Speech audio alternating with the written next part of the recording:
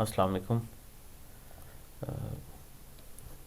इस शीट को सबसे पहले हम एक दफ़ा रिव्यू करते हैं कि ये शीट का पर्पज़ क्या है। इसमें अगर आप ये देखें तो दो शेप नज़र आ रही हैं ब्लू कलर की। एक हमारे पास है स्क्वायर और ग्रीन कलर की जो है वो एक रेक्टेंगल है। और हम ये चाहते हैं कि जब रेक्टेंगल का एरिया फाइंड हो तो रेक्टेंगल के ऊपर लिखा हुआ आ जाए एरिया ऑफ रेक्टेंगल, और अगर वो स्क्वायर हो तो स्क्वायर के ऊपर लिखा हुआ आ जाए। जैसे हमें पता है कि स्क्वायर्स जो होती हैं उसकी दोनों साइड बराबर होती हैं और रेक्टेंगल जो होती है उसकी दोनों साइड्स बराबर नहीं होती। मैंने यहाँ पे साइड ए की वैल्यू को 9 किया, दोनों बराबर होंगी तो हमारे पास एरिया ऑफ स्क्वायर आ रहा होगा, एरिया ऑफ रेक्टेंगल नहीं आ रहा होगा। तो ये पॉइंट ऑफ कंसर्न मेरे से पूछा गया, तो उसके लिए जो है ना मैंने सोचा कि मैं एक वीडियो बना के यहाँ पे शेयर कर दूँ। हो गया। अगेन अगेन इसको टेस्ट करने के लिए जब मैं इसको एरिया ऑफ रेक्टेंगल करता हूँ, दो वैल्यूज़ चेंज कर रहा हूँ, तो ये ऑटोमेटिकली हमारे पास एरिया ऑफ रेक्टेंगल आ रहा है। लेकिन अगर मैं दो साइड्स को बराबर कर रहा हूँ तो यहाँ पे मेरे पास जो है वो एरिया ऑफ स्क्वायर आ जाता है। इसको बनाया किस तरह से है, बनाने के लिए मैंने एक शीट इलादा से बनाई हुई है, सेम यही शीट। यहाँ पे हम इसको प्रैक्टिस कर लेते हैं और उसके बाद जो है ना हम बेसिकली आप अपनी एप्लीकेशन को देखते हुए इसको अपने पास जो है वो बना सकते हैं। सिंपल सी चीज़ है। इसको जस्ट जो है मैंने सम अप करने के लिए एक छोटी सी एग्जांपल ली है, area of rectangle and area of square. हमारे पास ये वाली साइड जो है वो इनपुट है और यहाँ पे हमारे पास आउटपुट आ रही है। यहाँ पे फार्मूला जो है वो क्या लगाया हुआ है मैंने कि is equal to if this is not equal to this one, then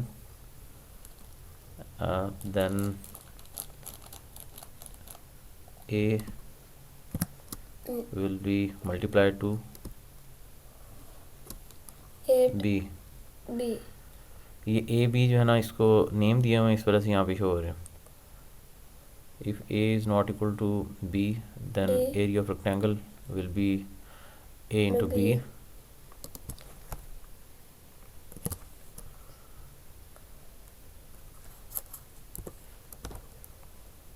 else it will be an empty cell। ठीक है। और इसी तरह से सेम यही वाली चीज़ हम यूज़ करेंगे कि if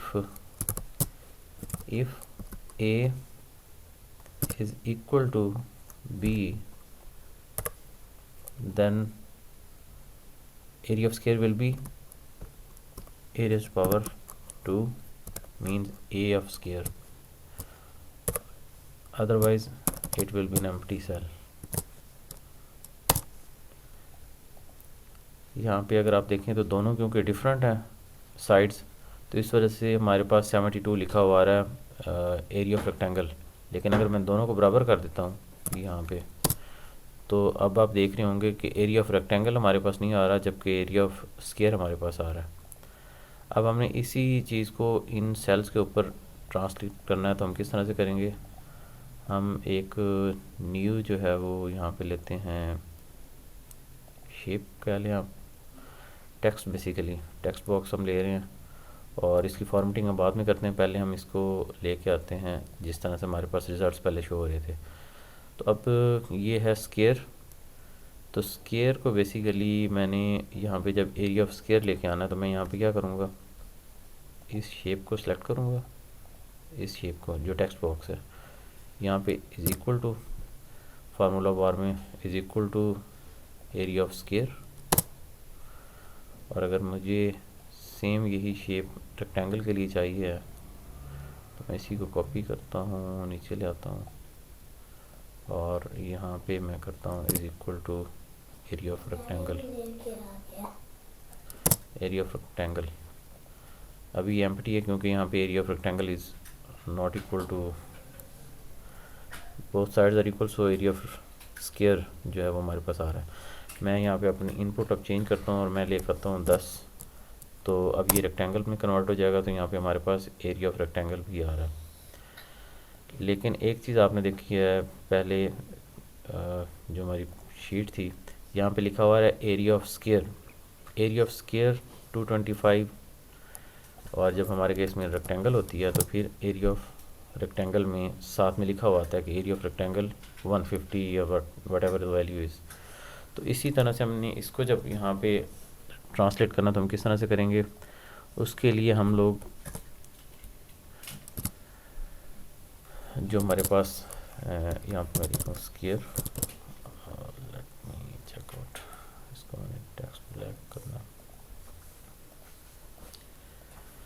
इंटरेस्टेड रिजल्ट्स हमारे पास क्या हैं, उसके लिए हम ये करेंगे कि सबसे पहले हम लिखेंगे एरिया ऑफ स्क्वायर, कॉन्कैटिनेट करेंगे, हम कॉन्कैटिनेट करेंगे एरिया ऑफ स्क्वायर को, ठीक है।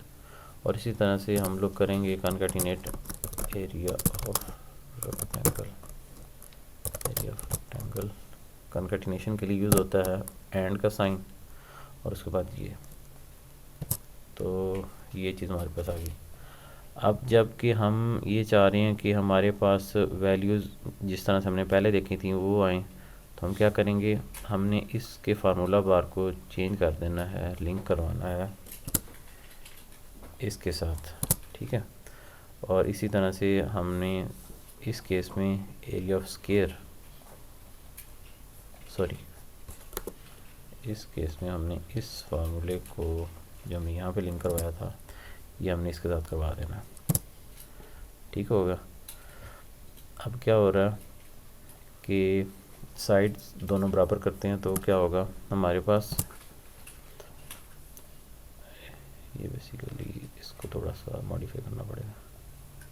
ये फॉर्मेटिंग है, फॉर्मेटिंग को मैं ज़्यादा डिस्कस नहीं करूँगा, वो जो भी बंदा के ऊपर काम करता है वो मेरे ख्याल में बेहतर जानता है कि हमने किस तरह से फॉर्मेटिंग वगैरह को लेके चलना है। तो जस्ट ये अंडरस्टैंडिंग पर्पज़ के लिए ही था, तो इसलिए मैंने इसको ज़्यादा फोकस नहीं किया। Let me check out again this thing. अच्छा जी, अब एरिया ऑफ स्क्वायर आ रहा है, लेकिन अगेन मैं इसको रिवाइज करता हूँ 6, तो मेरे पास एरिया ऑफ रेक्टेंगल आ रहा है। लेकिन एक चीज़ हमारे पास यहाँ पे अगर देखें आप, तो एरिया ऑफ स्क्वायर जब होता है तो टेक्स्ट भी नज़र नहीं आ रहा होता, यानी कि अगर मुझे एक वक्त के अंदर एक चीज़ चाहिए है तो दूसरी चीज़ उसका पूरा टेक्स्ट भी साथ में गायब हो जाता है। तो इसमें हमने क्या करना है, हमने सिंपल सी जो ये हमारी कमांड लाइन्स हैं जो यहाँ पे आउटपुट हो रही हैं, उसमें हमें इफ़ स्टेटमेंट यूज़ करनी पड़ेगी। Is equal to if area of square है, if A is not equal to, sorry if A is equal to B,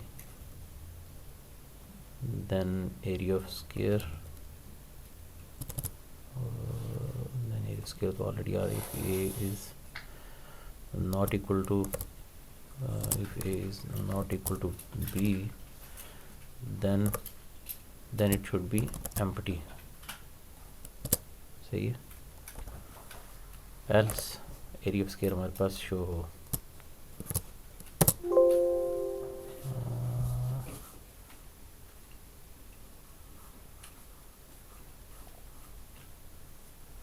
ji if a is not equal to b, if a is not equal to b, then ये blank होना चाहिए। इसका मतलब क्या है कि ये दो कोट्स जो हैं, डबल कोट्स जो हैं, इसका मतलब ये है कि ये दोनों कोट्स का मतलब है कि इसको एम्प्टी होना चाहिए, ये कुछ भी शो ना करे, ठीक है। इसी तरह से एरिया ऑफ रेक्टेंगल में हम ये लिख देंगे कि if is equal to if A is equal to B, then this cell should be empty, else जो है वो हमारे पास लिखा हुआ है एरिया ऑफ रेक्टेंगल। तो ये है अब आप देख रहे होंगे कि हमारे पास एरिया ऑफ स्क्वायर जो है वो लिखा हुआ शो नहीं हो रहा, क्यों? क्योंकि इसका जो ये वाला सेल है वो बेसिकली ब्लैंक हो गया एज़ पर फार्मूला। तो अगेन टेस्ट करते हैं इसको कि हम साइड ए को 9 करते हैं और साइड बी हमारे पास है ही 9, तो क्या होगा, अब हमारे पास एरिया ऑफ स्क्वायर जो है वो बेसिकली इस तरह से आ गया। और अगर मैं इसमें इनको चेंज करता हूँ तो एरिया ऑफ रेक्टेंगल आ गया। इसमें जितनी भी फॉर्मेटिंग होनी है वो आपको अलहदा से सेल में करनी पड़ेगी। आप ये नहीं कर सकते कि मैं इस जगह पे रहते हुए जो है वो यहाँ पे कोई टेक्स्ट जो है वो कनकैटिनेट कर दूँ, तो ये पॉसिबल नहीं है।